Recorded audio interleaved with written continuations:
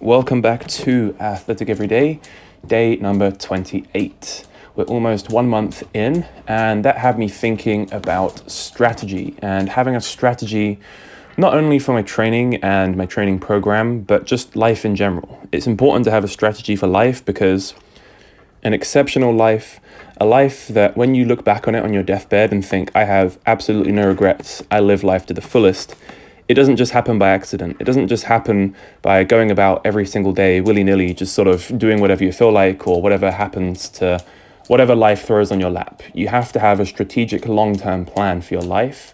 And in order to do that, you have to be able to think strategically about not only your goals, but also the resources that you have, your time, your money, your energy.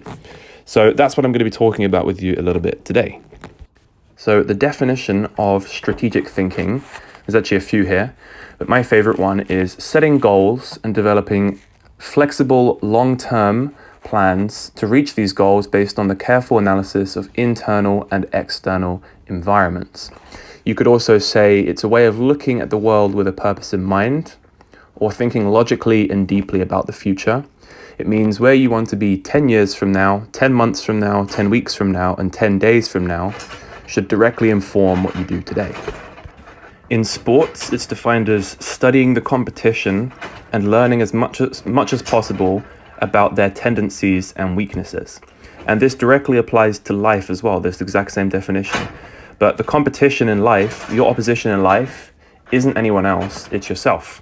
You're basically fighting against your lower self and your higher self. Everyone has a higher self, everyone has a lower self, and we all know the lower aspect of ourselves, the person who is lazy, is weak, will procrastinate, would rather seek short-term gratification rather than delaying it and having long-term gratification. You are fighting yourself. You are your number one enemy. So it makes sense then to understand and to learn as much about yourself as you possibly can, to know what the tendencies are of your opponent. What ways do you sabotage yourself? In what ways do you have negative thought patterns? And in what ways do you shoot yourself in the foot? How do you sabotage yourself? Most people don't bother to learn about this stuff because it's difficult and it takes time. It sometimes takes years, even decades to master, to have true self-masteries and to truly understand who you actually are. Another aspect of strategic thinking is realizing that you have only a limited amount of resources. You only have a certain amount of time in this life, and once it's gone, it's gone. It's not like money. You can always earn money back, but time you don't get back. But money is also a resource, energy is a resource, focus is a resource, and they're all finite. So you need to find the best way to allocate those resources so that you can go towards your strategic long-term goal, whatever that is, 10 years, 20 years in the future. You need to be best allocating your resources where they're going to have the most amount of leverage. My favorite analogy for this is, of course, you can unscrew a screw with your fingers. It's very difficult and you might, scratch some skin away from the surface of your fingertips, or you could just use a screwdriver because it's going to give you better leverage.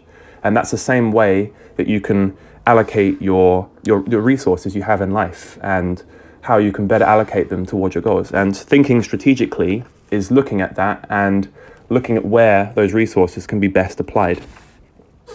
And another final aspect of strategic thinking is adaptability. Do you have flexibility in your plans? Are you just rigidly and dogmatically stuck to a plan? If it doesn't work, then you throw it all out the window and give up? Or does your plan have some leeway? Does it have some wiggle room? Do you have maximum maneuverability? If it doesn't work one way, how can you make it work another way? How are you going to best then move towards something else that's even better? What is the highest goal that you're going to move towards? And then how is that going to change over time? So it's important to have adaptability in your plans, your long-term strategic plans for life as well. And arguably the most important of strategic planning and thinking strategically is execution. Are you actually executing on your plans every single day? A plan without actual execution is completely useless and it will get you nowhere. And the fantastic thing about action is that it generally tends to self-correct and auto-correct along the way. All right, that's it for today. Let me know in the comments if you have a long-term strategic plan for your training and life, and I will catch you in the next one.